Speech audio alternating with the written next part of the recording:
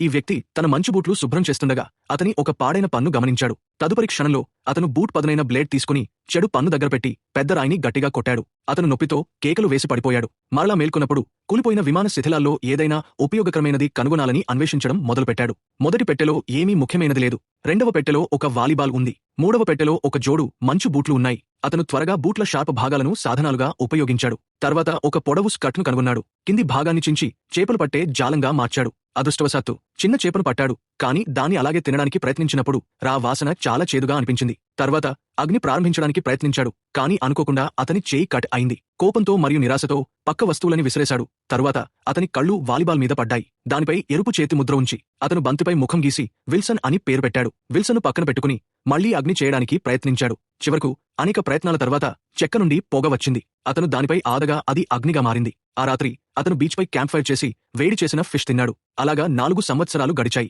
మనిషి పూర్తిగా మారిపోయాడు. అతను చాలా నైపుణ్యం సంపాదించాడు. చెక్క బాటుతోనే పెద్ద చేపలు పట్టగలిగాడు. ఒకరోజు సముద్రం నుండి తేలివచ్చిన పెద్ద లోహ పత్రాన్ని కనుగొన్నాడు.